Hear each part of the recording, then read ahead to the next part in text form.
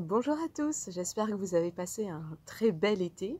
Il a pu être secouant, voire carrément difficile pour beaucoup de monde. J'espère que ce n'est pas votre cas à vous et que vous vous êtes reposés. Avant toute chose, je rappelle que le 23 septembre, le vendredi 23 septembre au soir, à Paris, je donne une conférence. Ce sera une conférence atelier de travail sur l'alignement avec soi-même, comment écouter son âme et être au mieux en phase avec soi. Et l'après-midi, il y a une possibilité de guidance personnalisée avec moi, donc de me rencontrer et d'avoir une guidance personnalisée. Si ça vous intéresse, vous m'écrivez un mail à l'adresse mail qui est en description et je vous renvoie vers mon adorable organisatrice de cette conférence qui vous répondra. Merci beaucoup. Donc, mes ressentis sur l'année scolaire qui arrive. Alors, comme d'habitude, ça reste mes ressentis, c'est pas la vérité absolue. Si ça peut vous aider un peu, je suis ravie. Vous les diffusez si vous sentez que ça peut aider d'autres personnes, évidemment. Je vous fais pas la canalisation en direct parce que j'avais tellement d'infos que vous verriez la feuille sur laquelle j'ai noté ça. Il y a du bazar dans tous les sens, donc je vous remets ça dans l'ordre. Mois par mois, la prochaine année scolaire. Déjà, au mois de septembre-octobre, posez des actes. Si vous avez pris des petites décisions, si vous avez ressenti des petits appels cet été, même des choses très simples, hein, vous couchez plus tôt, mangez mieux, surtout mettez-les en acte au mois de septembre et au mois d'octobre.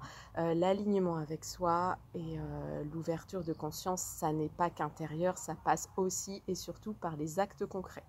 Donc, allez-y. Voilà, septembre-octobre, les énergies sont plutôt douces. C'est des temps de construction et d'aboutissement de tout ce qui a changé cet été. Voilà, donc vous posez des actes concrets, simples pour vous. Au mois de novembre, les énergies sont beaucoup plus lourdes. Ça stagne. Donc, c'est pas le moment de faire des projets, c'est pas le moment de démarrer des choses. Ne vous inquiétez pas si tout ce que vous faites n'aboutit pas, si ça pédale dans la semoule. Au mois de novembre, surtout, vous vous reposez. Au mois de décembre, on est à nouveau dans un de ces sauts de temps. Vous vous souvenez, un de ces sauts de réalité où tout d'un coup, on a l'impression qu'on passe d'une réalité à l'autre, que tout allait dans une direction et pouf, de manière inattendue, ça bifurque sur autre chose. Avec, on a toujours une semaine ou deux où on est un peu flottant, un peu fatigué, un peu vidé intérieurement. On se demande un peu où on va, on est inquiet, on perd un peu la foi. Voilà, c'est des passages de saut de réalité comme ça, où on passe d'une ligne de temps à une autre. Il y en a une début décembre. Et celle-là, elle résonne sur tous les mois de janvier, février. Donc, ce qui veut dire qu'on va d'abord changer des réalités, ça va bifurquer, et après on nettoie les blocages. Donc ça va être chacun à son rythme, mais voilà, on a tout ce mois de là, décembre, janvier, février, où on bouge les choses. Et après ça monte encore plus. Après s'installent les énergies 2023 qui vont être encore beaucoup plus fortes. Alors tout le printemps, surtout mars, avril, les énergies sont très très très fortes à ce moment-là. C'est le gros pic de l'année. Il est surtout là. On a début mars, fin mars, on a 2-3 sautes comme ça de temps d'affilée. Et avril, on a le pic de montée vibratoire qui suit derrière. Moi, en termes d'image, en canalisation, on me montre des images très fortes. C'est des énergies mariales, de la Vierge Marie, pour ceux qui sont sensibles à ces énergies-là. On me montre de l'eau sacrée. Alors, quand moi, je reçois ces codes-là, c'est qu'on est dans des grosses montées d'énergie et dans des grosses purges. Donc voilà, pour le printemps, préparez-vous, lâchez, faites confiance, ça va bien se passer, c'est pour le meilleur et ça bouge beaucoup. Tout ça résonne jusqu'en mai et après on réenchaîne. On réenchaîne sur juin-juillet avec à nouveau un pic de montée d'énergie en juillet, exactement comme cette année, avec à nouveau une saute de réalité, une avant début juillet et une autre au mois d'août, vers la mi-août, aux alentours du 15. Un petit peu moins fort qu'au printemps, mais quand même, où là on a exactement comme au printemps la même montée d'énergie. Voilà. Donc vous voyez que ça va être une année qui va être très riche en changement personnel, en purge, en nettoyage, en montée d'énergie. Alors, les bonnes nouvelles, pour passer ça, les bonnes nouvelles, c'est que déjà cette année, il y a un équilibrage qui se fait entre les énergies nettoyage et les énergies d'émergence. Émergent, je veux dire par là construction. choses concrètes. Et ça, c'est une très bonne nouvelle, parce que c'est toujours beaucoup plus confortable de construire des choses et de poser des actes concrets que de purger les vieux paquets. Voilà, et là on arrive en 2023, ça commence à s'équilibrer de ce côté-là. Ce qui est très joli, c'est que je sens 2023 beaucoup plus doux que je le sentais il y a 2 ans. Donc il y a un adoucissement qui se fait, qui je pense est dû à toutes les bonnes intentions, toutes les méditations, toutes les bonnes vibrations qui s'installent de plus en plus, qui fait que quand on arrive à l'échéance, et ben finalement c'est moins dur que ce qu'on percevait 5 ans avant ou même 2 ans avant. Donc ça c'est super, n'arrêtez pas de méditer, si vous le faites, n'arrêtez pas de poser des bonnes intentions parce que ça a un impact concret très clair. Donc on a un équilibre qui se fait entre les énergies nettoyage et les énergies d'émergence, de construction. Concrètement, côté énergie de nettoyage, ça se traduit par des mal-être émotionnels et de la fatigue, comme d'habitude, des tensions sociales, beaucoup, moi je sens beaucoup de tensions sociales, je continue à les sentir pour toute cette année scolaire, des protestations, il y a un appauvrissement général en France et en Europe, je ne sais pas si c'est simplement dû à l'inflation et à la crise économique, ou si en plus on va avoir une vague d'immigration de gens appauvris, ce qui fait qu'il y a une baisse du niveau de vie qui est là, qui est très claire.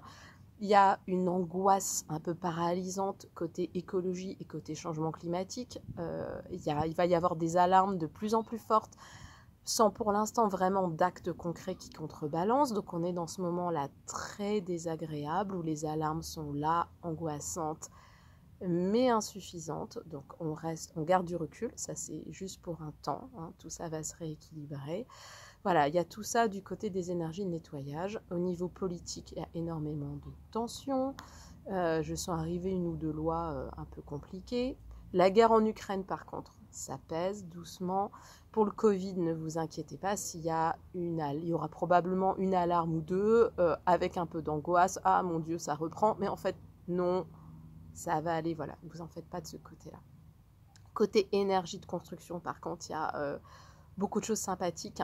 Il y a il y a une création en ce moment, une apparition, une émergence de technologies reliées à la nature, équilibrantes. Ça apparaît un peu partout, où c'est en train d'être créé, où ce qui a déjà été créé commence à être connu, à être diffusé. Donc on a les premiers signes de ce côté-là. Et on m'a montré une technologie qui est en train d'apparaître. Je ne sais pas si elle est en train d'aboutir ou si elle est juste en train d'être créée maintenant.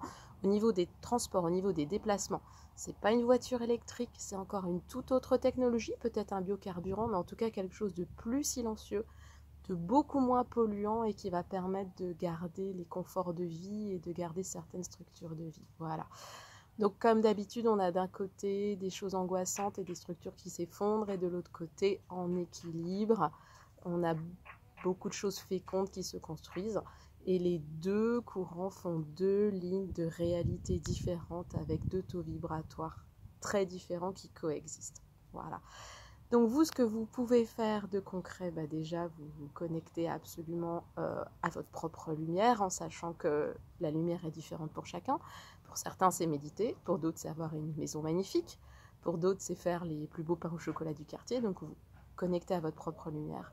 Vous vous considérez tous les jours, vous ratez pas un jour, tous les jours comme l'objet de votre propre soin le plus important et le plus sacré. La première chose que vous allez vous demander le matin, c'est qu'est-ce que je fais de bon pour moi aujourd'hui? Je suis un être sacré. Comment j'oriente vers moi-même mon plus grand soin? Voilà.